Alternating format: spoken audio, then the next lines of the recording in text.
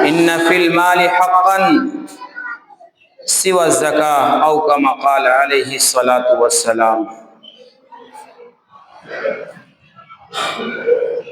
ایک مرتبہ درود شریف پڑھ لیجیے۔ اللہم صلی علی محمد وعلی آل محمد کما صلیت علی ابراہیم وعلی آل ابراہیم انک حمید مجید۔ اللہم بارک علی محمد وعلی آل محمد کما بارکت علی ابراہیم وعلی آل ابراہیم انک حمید مجید۔ معزز سامعین کرام،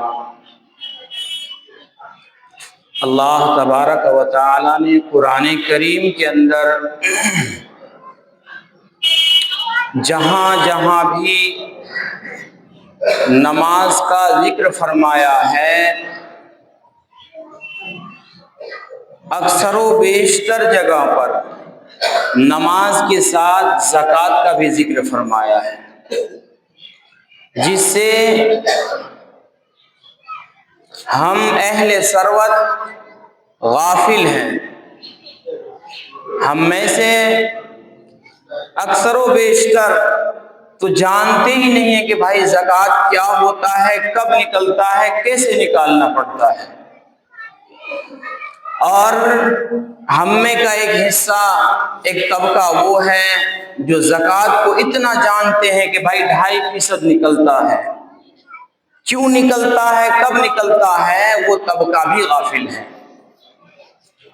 آج وقت کی اجازت کے طور پر جتنا موقع ملے گا انشاءاللہ تعالی تفصیلی طور پر بتانے کی کوشش کروں گا میں۔ اولاً تو ہم یہ سمجھیں 5 چیزوں میں زکوٰۃ آتی ہے، 5 چیزوں میں زکوٰۃ آتی ہے۔ سب سے پہلی چیز کیا ہے؟ سونا۔ مقدار کتنی ہونی چاہیے؟ 7.5 تولہ۔ غالباً وزن کے اعتبار سے 87.5 گرام۔ نمبر 1 سونا، نمبر 2 چاندی۔ کتنی مالیت ہونی چاہیے چاندی کی کہ اس پر زکوٰۃ ہو؟ 52.5 تولہ۔ اور زمانے کے اعتبار سے اس کا وزن 662 گرام، آدھا kg 112 گرام چاندی ہو تو اس پر زکوٰۃ واجب ہو جاتا ہے۔ نمبر 3 مال تجارت۔ مال تجارت میں کپڑے کی دکان، کرانے کی دکان، کھاد کی دکان، دوائی کی دکان، اس کے علاوہ جتنے بھی دکانیں ہوں، جتنے بھی کاروبار ہوں۔ نمبر 3 پر کیا بتایا میں نے؟ تجارتی سامان، مال تجارت۔ نمبر 4 پر ہوتا ہے سیونگ پیسے، آپ کے پاس جمع کتنے پیسے ہیں۔ نمبر 5 پر ہوتا ہے مویشی، جانور۔ ابھی جانور میں تھوڑی تفصیل ہے، اس کو سائڈ پر رکھ کر کے ان چاروں کے پیچھے بات کرتے ہیں، کیونکہ اگر تفصیلات میں گھسنے جائیں گے تو وقت زیادہ ہو جائے گا، پھر کچھ لوگوں کو اشکال ہونے لگیں گے۔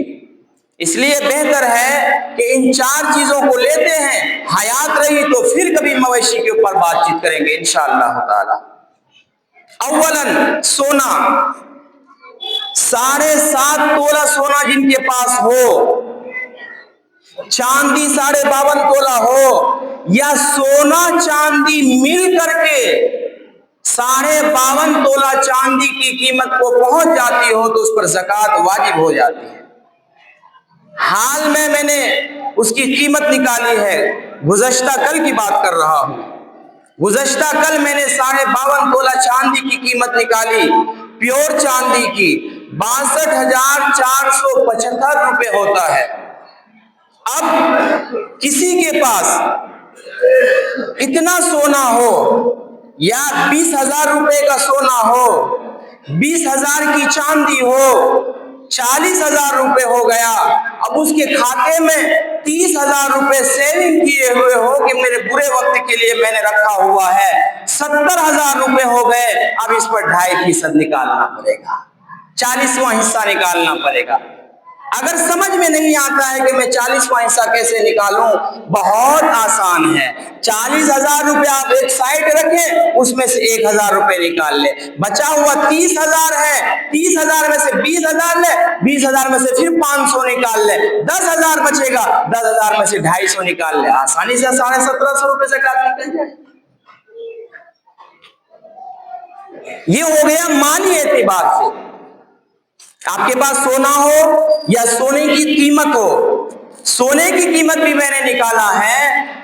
आप देखिए, अगर सिर्फ सोने की कीमत में जाते हैं तो छुटकारे का मौका मिल जाएगा। इसलिए शरीयत ने कहा कि 7.5 तोला सोना होना जरूरी नहीं है, 7.5 तोला सोना नहीं, 7.5 3 तोला भी सोना हो, उसके अलावा चांदी भी मिला हुआ हो, कुछ सेविंग पैसे भी हो, यानी 65,000 रुपए की मालियत आपके पास हो तो आपके ऊपर 2.5% ज़कात वाजिब हो जाता है। अगर नहीं निकालेंगे तो गुनहगार होंगे। और ज़कात न निकालने वाला, याद रखिएगा, क़यामत के दिन अल्लाह तबारक व तआला उसके सारे अमवाल को अज़दा बना करके उसके गले में लटका देगा। बहुत बड़ी वहीदें आई हैं। मवाइज़े मसीह में लिखा हुआ है, बहुत सारे नसीहतें लिखी हुई है उनमें का एक नसीहत ये है कि लोगों सुन लो कान खोल करके, तुम अपने माल को जमीन पर जमा न किया करो। जमीन पर चोरी होने का डर, डाका पड़ने का डर, दुश्मन बढ़ने का डर, कीड़े मकोड़े खा जाने का डर। तुम अपने पैसों को, तुम अपने माल को आसमान पर जमा करो, ना वहां चोरी का डर, ना ज़कात है, ना डाका जनी का डर, ना लुटेरों का डर, ना दुश्मनी का डर, ना कीड़ों का डर, और अल्लाह बेखुश। और उनके साथ साथ आखिरी जुमला उन्होंने ये फरमाया हुआ है कि भाई माल को तुम आसमान पर जमा इसलिए करो कि इंसान का माल जहां होता है उसका जहन वहीं जाता है, उसका दिल वहीं लगता है। अगर तुम माल को जमीन पर जमा करोगे, माल को दुनिया के अंदर जमा करोगे तो तुम्हारा दिल दुनिया से लग जाएगा, फरिश्ते लेने आएंगे, फिर तुम्हें जबरदस्ती ले जाएंगे और तुम्हारी रूह जबरदस्ती निकाली जाएगी। तुम्हें मरने का जी नहीं चाहेगा, अल्लाह के पास जाने का जी नहीं चाहेगा। तुम्हारी रूह इस तरीके से निकाली जाएगी जैसे शिक्षा में से कबाब को निकाला जाता है। अगर तुम अपने माल को आसमानों पर जमा करोगे, अपने माल को अल्लाह के पास जमा करोगे, अपने माल को आखिरत की बैंकों में जमा करोगे, तो फिर दिल भी वहीं लगेगा और फिर रूह कब्ज़ करने वाले फरिश्ते हाजिर होंगे तो तुम कहोगे जल्दी कर, अज्जिलू वला तुअज्जिलू कि जल्दी ले चल मुझे इस दुनिया के अंदर से। ये दुनिया तो बड़ी गंदी है, बड़ी बेकार है, बड़ी खतरनाक है, बड़ी बेवफा है। यहाँ से ले चल मुझे मेरे मौला के पास, मेरे हकीकी मौला के पास मुझे जल्दी ले चल, इस दुनिया में मुझे रहना नहीं है। लेकिन ऐसा कब होगा? जब हम अपने अमवाल को अल्लाह की राह में खर्च करेंगे, अल्लाह की राह में देने वाले बनेंगे। हम इतना तो समझ गए कि भाई ज़कात कितनी मालियत पर वाजिब होती है। जहन में एक बात बिठा लीजिए, और ज़कात किस पर वाजिब होती वो भी मैं जरा बता दूं। अब किसी के पास 4 या 5 लाख की गाड़ी है, लेकिन वो गाड़ी इस्तेमाल की है। किसी के पास 2 लाख की गाड़ी है, किसी के पास अपाची है, किसी के पास बुलेट है, न जाने कितनी किस्म की गाड़ियां होती है। अब वो 60,000 की प्लस पर हो और इस्तेमाल के हो तो उस पर ज़कात वाजिब नहीं होगी, उसको फिर ज़कात के माल में शुमार नहीं करेंगे। क्यों? ये इस्तेमाल की है। اور استعمال میں گھر بھی شامل ہے، گھر کے ساز و سامان شامل ہے، کھیتی باڑی شامل ہے، زمین جائیداد شامل ہے۔ مثال کے طور پر بات کو اور آسان کر دوں، مثال کے طور پر ہمارے چوک پہ بہت ساری دکانیں ہیں، یہ کروڑوں کی جائیداد ہے۔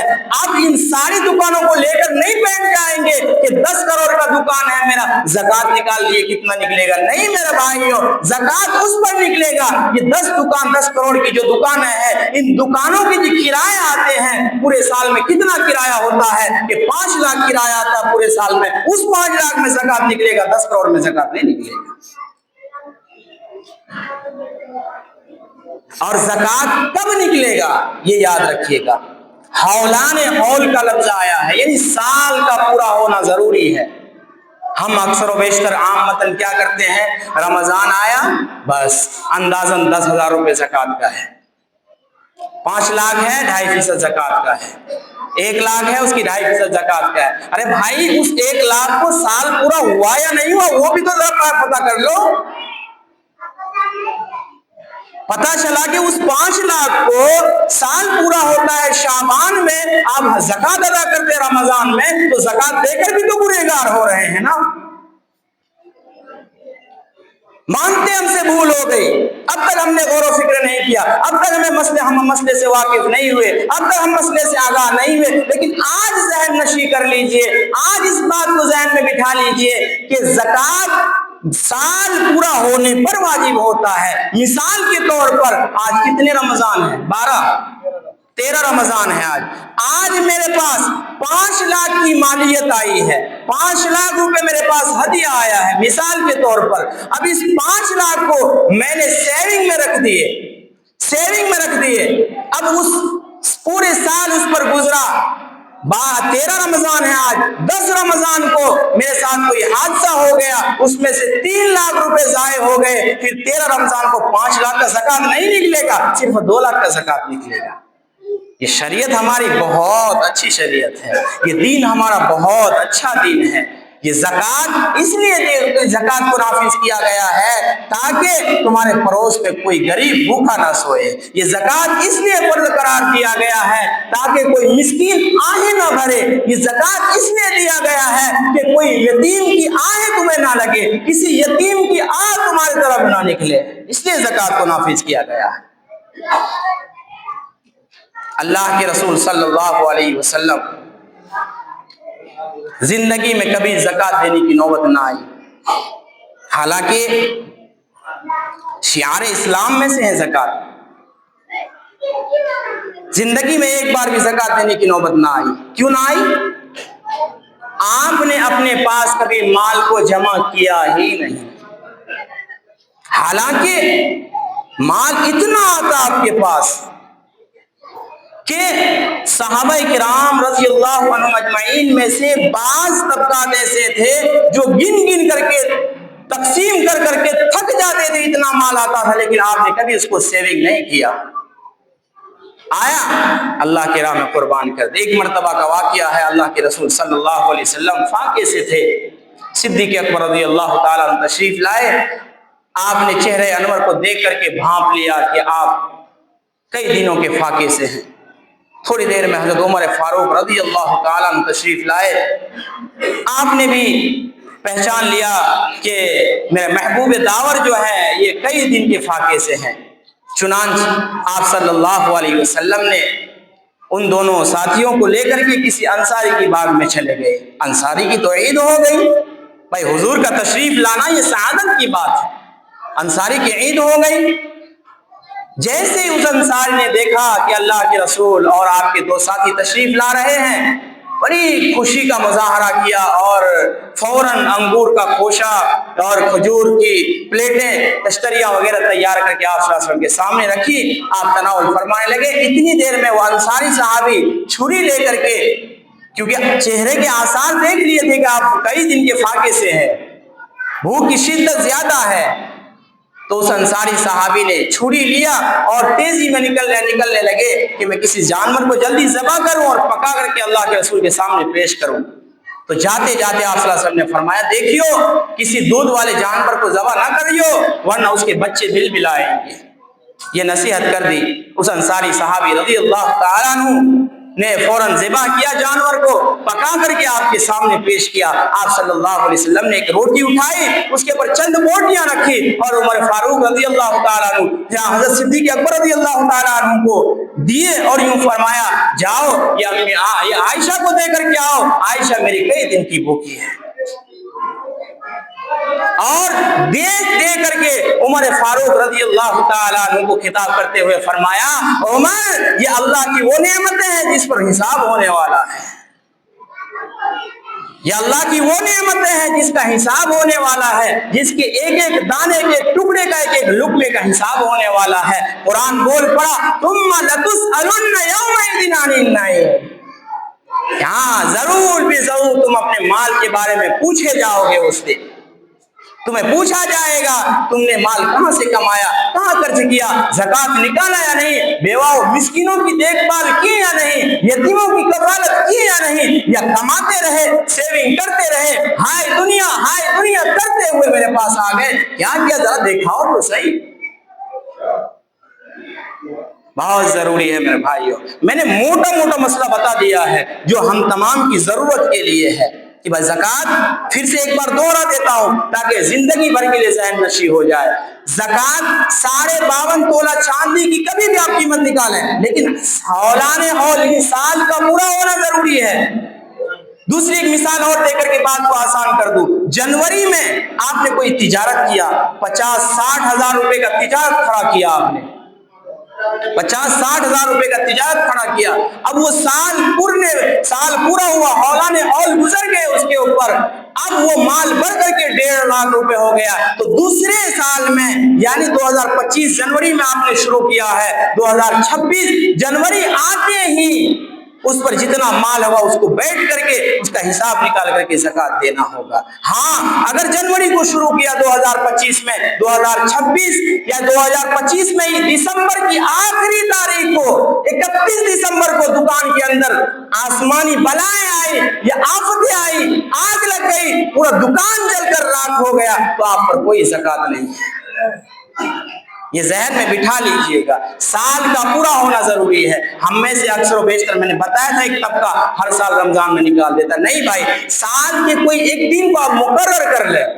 آپ کے پاس اللہ تعالیٰ نے آپ کو مال دیا ہے, آپ کو دولت سے نوازا ہے, آپ کو ثروت سے نوازا ہے, تو سال کا کوئی ایک دن مقرر کر لیں. مثال کے طور پر آنے والا 15 رمضان یہ فکس کر لیں, جب تک میری زندگی رہے گی تب تک میں 15 رمضان کو ہی زکات نکالوں گا. اب 15 رمضان کو پورا مال کو رکھے, بیٹھ کے کیلکولیشن کرے کہ میرا مال کتنا ہے, اس کا 40واں حصہ یعنی 2.5% کتنا نکلتا ہے, اتنا میں نکال دوں, پھر پورے سال سکون کی زندگی جیے. پھر اگلے سال 15 رمضان کو بیٹھ لیں, اتنا مال ہے, اتنا زکات نکلتا ہے. زکات کی فضیلت بتا کر کے بات کو پوری کر دوں. زکات کی فضیلت کے بارے میں ایک واقعہ لکھا ہے, کئی دوسرے شہروں کا نہیں, یہ واقعہ بمبئی کا ہے غالباً. یہ واقعہ بمبئی پاور لوم کا واقعہ ہے, یعنی کپڑے کی فیکٹری کا واقعہ ہے. ایک کپڑے کی فیکٹری, اس کا مالک ہر سال شریعت نے جو قانون بتلایا ہے, شریعت نے جو اشارہ کیا ہے, شریعت نے جو راہ بتلائی ہے, اس راہ پر چلتے ہوئے وہ سیٹ ہر سال اپنی فیکٹری کا جتنا زکات ہوتا تھا اللہ کی راہ میں نکال کے دے دیا کرتا تھا. ایک مرتبہ ہوا یوں کہ فیکٹری جہاں سے شروعات ہوتی ہے, بمبئی جو لوگ گئے ان کو پتا ہے کہ کپڑے کی فیکٹری کتنے سارے فیکٹریاں ہیں کپڑے کی. تو ہوا یوں کہ جس سٹی میں اس سیٹ کا کارخانہ تھا, اس سیٹ کی فیکٹری تھی, اس سٹی میں آگ لگ گئی, اور آگ نے اتنی تباہی مچائی, اتنا کوہرام مچایا کہ بڑھتے بڑھتے اس کی کارخانے کی طرف, اس کے فیکٹری کے قریب پہنچ گیا. اب جو جتنے کام کرنے والے تھے, जितने कारकुनान थे वो सारे के सारे हैरान और परेशान होने लगे कि मालिक का बड़ा नुकसान हो जाएगा। दौड़ते हुए मालिक के घर पे पहुंचे कि मालिक आपकी फैक्ट्री के पड़ोस में आग लगा हुआ है, लिहाजा वो आग बढ़ते बढ़ते हमारी फैक्ट्री के करीब आ गया है, आपका बड़ा नुकसान हो जाएगा। उस मालिक ने क्या किया, 2 रकात मुसल्ला बिछाया, 2 रकात नमाज पढ़ी एकदम सुकून से। ये सारे काम करने वाले परेशान हैं कि आग लगी हुई है, इधर ये मुसल्ला बिछा करके नमाज में लग गया है, क्या माजरा है। से नमाज पढ़ी, अपने अल्लाह से दुआ की कि मौला मौला जो माल तूने दिए थे और जो अहकाम तूने बतलाए थे, तेरे अहकाम के मुताबिक मैंने हर साल तेरे राह में जो ज़कात निकलता था वो दिया हुआ है। मौला अगर तूने कबूल कर लिया है तो आज मेरी फैक्ट्री को बचा ले, मेरी फैक्ट्री को बचा ले। चुनांचे ये दुआ के अंदर है, वहां से खबर आई कि आग नेस्त तो नाबूद हो चुका है। ये ज़कात की फजीलत है मेरे भाइयों, ये कोई बाहर देश का वाकया नहीं, ये आपके पास में बंबई का वाकया मैं सुना रहा हूं, ये बिल्कुल हकीकी वाकया है।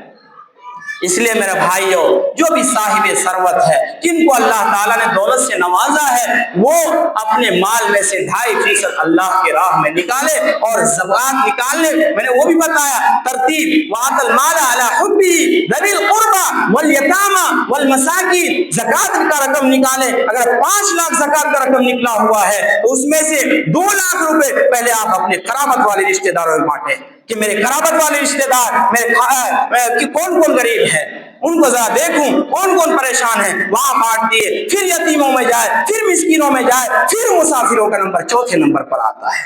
हम क्या करते हैं, पहले मुसाफिरों को देखते हैं। अरे अल्लाह के बंदे, जो आहें तेरे पड़ोस से निकल रही है, जो आहें तेरे पड़ोस में यतीम बच्चा पढ़ रहा है, जो आहें तेरे पड़ोस में मिस्कीन बेवा बन रही है, वो आहें तुझे मुसाफिर के पास कहां मिलने वाला है। हर अहले सरवत अगर अपने माल का ज़कात हकीकी माने में और जहां देने का हुक्म फरमाया वहां निकालना लग शुरू कर दे तो खुदा की कसम पूरी दुनिया के अंदर कोई आदमी गरीब नहीं बचेगा। मुश्किल से 40-45% लोग सही से ज़कात निकालते हैं। और दुनिया के अंदर रिकॉर्ड है कि मुसलमान से ज्यादा मालदार कोई नहीं है। हर एतबार से अल्लाह ताला ने नवाजा है तुम्हें, जज्बात के एतबार से भी नवाजा है, माल के एतबार से भी नवाजा है, और हर एतबार से हर मैदान में अल्लाह ताला तुम्हें आगे रखा है। फिर तुम अपने मैदान में क्यों पीछे रह रहे हो? अपना हक अदा करो, इंशाअल्लाह ताला अल्लाह ताला तुम्हारे माल में और बरकत का फरमाएंगे और तुम्हारे माल में दीन दुगनी रात चौगुनी तरक्कियात से बढ़ते चले जाएंगे और हर आफत से तुम्हें बरी कर देंगे। अल्लाह ताला अदा करेंगे इंशाअल्लाह ताला। अल्लाह ताला हम तमाम को सही मानों में